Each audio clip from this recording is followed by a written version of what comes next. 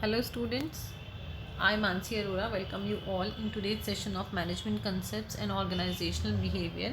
And our today's topic is centralization and decentralization. What is the meaning of centralization and decentralization? As we all know that centralization and decentralization are two working modes of any organization. किसी भी organization के दो modes हैं जिसमें वो अपना work perform कर सकता है, that are known as centralization and decentralization. अब centralization का अगर हम मतलब बोलें तो concentration of powers, concentration of authority in fewer hands. जो टॉप जो हमारा लेवल होता है उसमें जो उनके पास जो एक डिसीजन मेकिंग की पावर होती है is known as centralisation.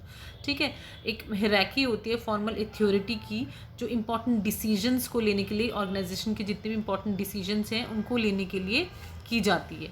Fine.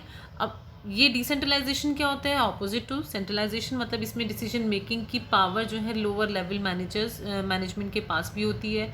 अब फॉर एग्जांपल अगर हम ये टर्म्स दोनों समझना चाहते हैं अच्छे से तो हम एक एग्जांपल लेते हैं.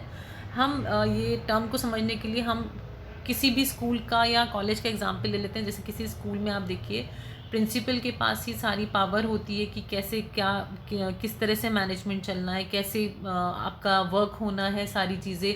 आप किसी और कॉलेज का अगर एग्जांपल लेना चाहते हैं तो डिफरेंट डिफरेंट डिपार्टमेंट्स होते हैं, डिफरेंट डिफरेंट हेड्स होते हैं डिपार्टमेंट की, तो वो पावर को कंसंट्रेट किया जाता है, डिस्पर्स किया जाता है between all of that department जितने भी वो डिपार्टमेंट्स होते हैं. तो सेंट्रलाइजेशन मीन्स कि अपने पास ही सारी पावर्स जो है होल्ड की हुई है.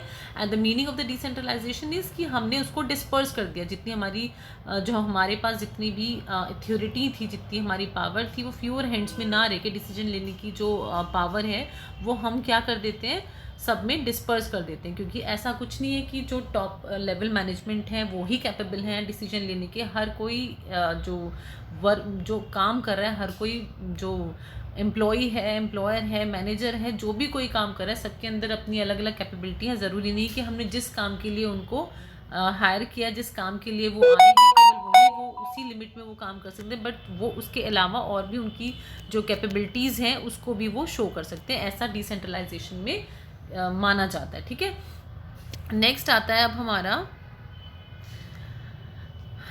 एक एक सिंपल वे बताया हुआ अंडरस्टैंड करने का ऑर्गेनाइजेशन की वर्किंग का, कि सेंट्रलाइजेशन डिसेंट्रलाइजेशन को दो इंपॉर्टेंट एस्पेक्ट में डिस्ट्रीब्यूट किया जाता है जिसमें कि आप अच्छे से उस चीज़ को जान सकते हो. देखो ये चीज़ है, ये लैंग्वेज है.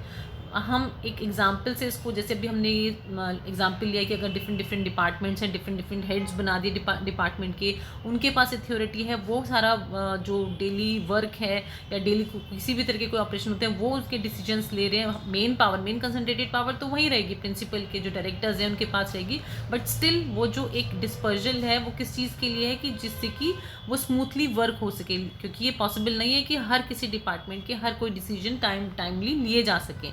ठीक है, ऐसे फॉर अगर हम दूसरा एग्जाम्पल भी लेते हैं, एक सेकेंड एग्जाम्पल हम इसका ले सकते हैं. हम अपनी इंडियन गवर्नमेंट का एग्जाम्पल इसमें ले सकते हैं. देखो इंडियन गवर्नमेंट, कोई भी गवर्नमेंट होती है, देखो दो हमारी, एक तो सेंट्रल लेवल पे होता है, स्टेट लेवल पे. टू पावर्स, टू गवर्नमेंट होती हैं जैसे हमारी, जिनके डिसीजंस के थ्रू हमारा पूरा जो रन करती है हमारा. इसमें हमारी ठीक है, इसमें अगर हम बात करें सेंट्रल गवर्नमेंट की, अगर हम भूल जाएं थोड़ी देर के लिए कि स्टेट गवर्नमेंट भी कोई चीज़ है, हम देखते हैं कि सेंट्रल गवर्नमेंट एक गवर्नमेंट है, वो सारे एक कंट्री को चलाती है, सारे डिसीजंस लेती है, क्या किस तरह से, मतलब कौन सी पॉलिसीज़ बनानी है, क्या होना है, कैसे, मतलब कोई भी चीज़ें हैं आपकी, चाहे डिफेंस है या किसी भी तरह का आपका कोई भी सेक्टर है, कहीं पर भी डिसीजंस लेने का अगर पूरा सेंट्रल गवर्नमेंट देखती है तो वो हमारा क्या हो गया, सेंट्रलाइजेशन. अब अगर हम अभी हमने कहा कि स्टेट गवर्नमेंट, अभी स्टेट का हमने उसको अलग कर दिया, लेकिन अगर हम दोबारा से उस चीज़ को देखें तो अगर स्टेट गवर्नमेंट की भी बात आए, सेकंड अगर हम ऑप्शन में देखें तो वो क्या हुआ, मेन पावर किसके पास, सेंट्रल गवर्नमेंट के पास है, मोदी जी के पास सारी पावर है अगर हम बोलें. लेकिन वो उसको क्या कर दिया, अलग अलग स्टेट्स हैं, इतने स्टेट्स हैं, इतना इतना सब कुछ एक साथ, इतने सारे डिसीजंस लेना, इतनी अथॉरिटी, उसके लिए हमें चीज़ों को क्या करना पड़ता है, बांटना पड़ता है अथॉरिटी की, जिससे कि सारी चीज़ें मैनेजमेंट के थ्रू थ्रू बहुत अच्छे से हो जाए। ये इम्पॉर्टेंट है करना। तो अगर हम उसको स्प्लिट कर देते हैं, उसको डिस्पर्स कर देते हैं, अलग अलग स्टेट का जो एक गवर्नमेंट है वो अपना अलग अलग उसको रन करती है, चाहे वहाँ पे किसी का भी होल्ड हो, चाहे कहीं पे कांग्रेस है, कहीं बीजेपी है, लेकिन वो एक स्टेट गवर्नमेंट है, उसके पास पूरे डिसीजंस होते हैं, उसके पास पूरी अथॉरिटी होती है कि उसको कैसे डिसीजंस लेने हैं उस पर्टिकुलर प्लेस के लिए, उस पर्टिकुलर एरिया के लिए। तो वो हमारा डिसेंट्रलाइजेशन हो गया।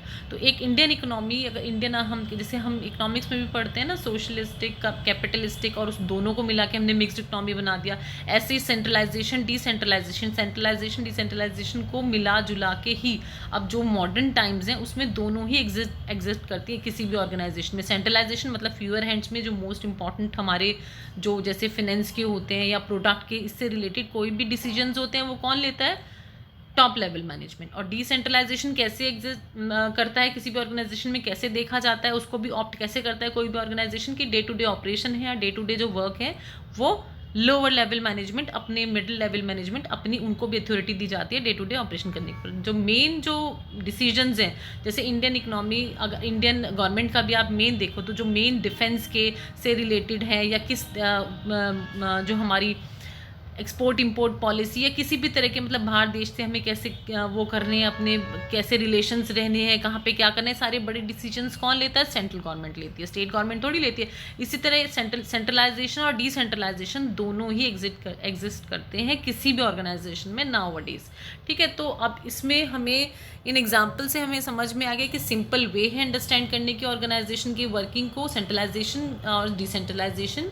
अब वो टू इंपॉर्टेंट एस्पेक्ट में डिवाइड होता है। जैसे पहला अगर हम देखें तो प्लेस, जहाँ पे डिसीजन मेकिंग अथॉरिटी, एक हिरार्की ऑफ मैनेजमेंट होती है, उसको सेंट्रलाइज्ड बोलते हैं। जो place of decision making authority है जो एक मैनेजमेंट के थ्रू की जाती है तो उसको सेंट्रलाइज्ड बोलते हैं। तो जो degree of decision making power है एट द लोअर लेवल, जो डिग्री दी जाती है डिसीजन जो अथॉरिटी है पूरी, जो मतलब हिरार्की है मैनेजमेंट की, जो डिसीजन मेकिंग अथॉरिटी है that is known as centralisation, जो कि फ्यूअर हैंड्स में होती है। वो डिपेंड करता है कि ऑर्गेनाइजेशन में स्टार्टिंग में ही अपना किस तरह का ऑप्ट किया है, अपना सेंट्रलाइजेशन मैनेजमेंट, मतलब कौन सा उसने मैनेजमेंट अपना ऑप्ट किया है। अब degree of decision making power at the lower level of management है, उसको हम डिसेंट्रलाइजेशन बोलते हैं, मतलब क्या डिग्री रखी है।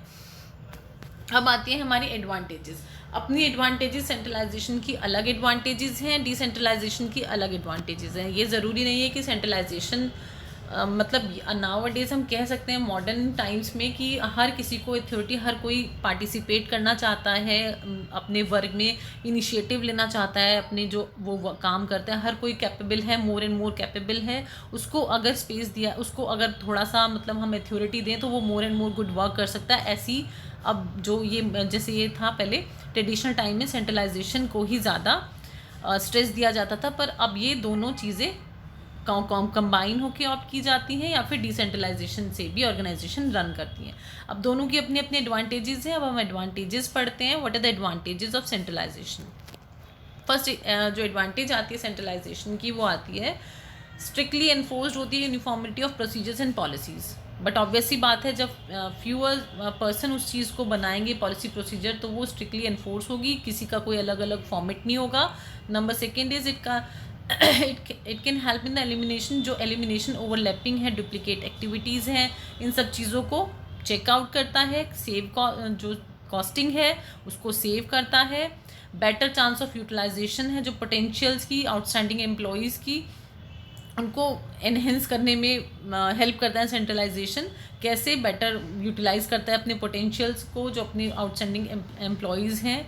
क्या ऑफर करता है? एक बेटर कंट्रोल ऑफर करता है। Controlling is the best part, मतलब most important part of centralization, control करना over the activities of the organization. कैसे? कंसिस्टेंसी क्रिएट करके ऑपरेशंस में और यूनिफॉर्मिटी दे के डिसीजन मेकिंग में। तो ये सारी चीज़ें एडवांटेजेस हुई हमारी सेंट्रलाइजेशन की।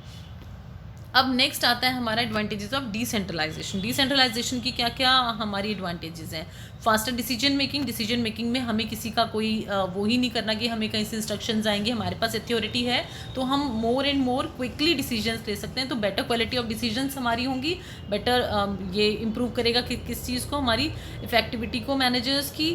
डेमोक्रेटिक इन्वायरमेंट क्रिएट करेगा एम्प्लॉयज़ के बीच में, गवर्नेंस का, ठीक है। प्रोवाइड एक गुड एक्सपोजर जो मिड लेवल और लोअर लेवल मैनेजर्स हैं उनके बीच में ये गुड एक प्रोवाइड करेगा, क्रिएट करेगा प्रोमोटेबल जो मैन पावर यूजिंग जो स्किल्स हैं, मैनेजरियल स्किल्स हैं। अगर किसी के पास अथॉरिटी है काम को करने की तो उसको उसके लिए उसको अप्रिसिएशंस भी मिलेंगे, तो वो अपनी मैनेजरियल स्किल्स का पूरा यूटिलाइजेशन करेगा उस पर्टिकुलर काम को करने के लिए। तो मैनेजर रिजल्ट्स देखते हैं अपने एक्शंस का, तो वो उस चीज़ से उनके मोरल हाई होते हैं, वो मोटिवेटेड होते हैं और try to do more and more work, वो अच्छा काम करने की कोशिश करते हैं। सेंट्रलाइजेशन और डिसेंट्रलाइजेशन हमें एक इम्पॉर्टेंट टॉपिक है हमारा, डेलीगेशन ऑफ अथॉरिटी, ठीक है, और डिसेंट्रलाइजेशन।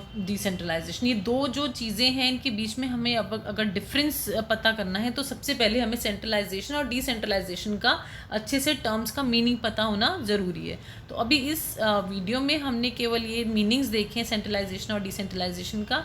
इससे आप नोट्स अपने प्रिपेयर करें और इसको अच्छे से देख के समझें जो भी इसमें आपको बताने की कोशिश की गई है। नेक्स्ट में हम इसके डिफरेंसेस क्या हैं और इसका जो नेक्स्ट पार्ट होगा उसको कंटिन्यू करेंगे। This is all for today students, have a nice day.